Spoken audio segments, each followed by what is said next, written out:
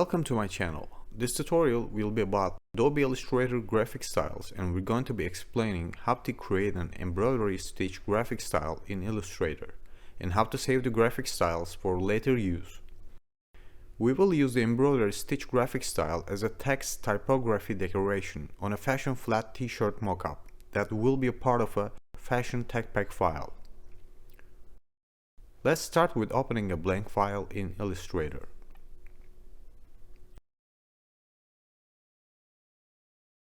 First, we have to make the graphic styles dialog window visible. In case you don't know where to locate it, go to Window, select the Graphic Styles tab. Select the rectangle tool from the Tools menu and draw a square on the artboard. Remember, by pressing down and holding the Shift and Alt keys together lets us to equalize the height and the width of any shape. Go to the Appearance tab. Now we will fill the square with the black color and delete the black stroke. You can select any color you want here, I just preferred black. On the lower left corner of the Appearance tab you will see Add New Stroke, Add New Fill Color, Add New Effect options. We will continue to build up our graphic style by using these options. This black square will form the main body of the graphic style, and it's time to add the stitching embroidery effect on the main body. Click on the Add New Stroke and you will see the new stroke layer just appeared on the Appearance tab. Click on the Add New Effect icon, select Path and select Offset Path. On the Offset Path dialog box, you can play around with these parameters however you like, but for now just enter 5 for the offset and select the round option for joints. This will let us create curved joints and anchor points. Hit OK. We created the embroidery thread line and now we're going to make this look like as if it was stitched. To do this, select the stroke layer. Make sure that your stroke dialog box is visible. If not, go to Window and select Stroke. Click on the upper left corner settings icon to make the options visible and select the dashed line. Enter 6 pixels for the dash and 6 pixels for the gap. And now we're going to add a second fill layer which will provide us more contrast visibility. Select the black square and add new fill. Change the fill color to any color you like. I will use the orange color. Since both fill colors, black and orange, have exactly the same dimensions, you will not be able to see the orange color now. If you click on the eye symbol next to the black color fill layer and toggle visibility, you can see the orange color fill. Now let's make the black color fill layer visible again and select the orange color fill layer. We have to make it bigger so that it can be seen underneath the black square.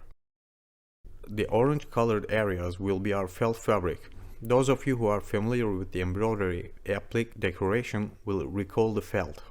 For those who don't, felt is a synthetic non-woven texture generally used during the embroidery applique decoration for t-shirts, hoodies, mostly casual wear, as an underlining to get a bulkier look. Once the felt is stitched on the garment, the embroidery machine starts stitching the threads on the top layer. Back to tutorial. With the orange color fill layer selected, click on the Effects symbol, add a new effect. Select the Path, Offset Path. On the Offset Path dialog box, set the offset to 2 pixels and select the round for the joints. Now we can see the orange color fill as an outline under the black color fill. Now select All on the artboard and drag it into the Graphic Style dialog box. In the Graphic dialog box, double click on it and rename as Stitching. Now we can delete everything on the artboard. It is time to try the new embroidery graphic style on a text and see whether it will look good or not. Grab the type tool and type in Vintage. Make sure to prefer a bold looking font. Open the font character panel and give some space between the letters, like 200, so that our embroidery stitching line will not overlap. Let's see if it needs some more adjustments or not. Depending on the artboard size that you're working on and the font type you selected, some graphic styles may not look good at first place. And in our case, the embroidery stitching line seems a bit distant, so we need to correct it.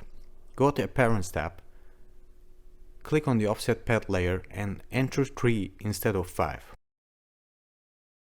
And now we have to do some adjustments on the stitching gaps as well. They might look better if we bring them together a little bit. Open the stroke dialog box and change the dash to 2 pixels and the gap to 4 pixels. As I told you earlier, feel free to play around with these numbers to make the stitching lines more looser or thicker depending on the font you are using. Now select the vintage text and drag it into the graphic style box. Do not forget to delete the first version of the embroidery graphic style since we have a new one. Double click on it and rename as Stitching. Click on the settings icon, which is located on the upper left corner of the graphic style box. Select all unused and drag them into the dustbin. Let's save the stitching graphic style for later use. From the settings, select Save Graphic Style Library, rename as Stitching and save. Now you can use this graphic style whenever you want.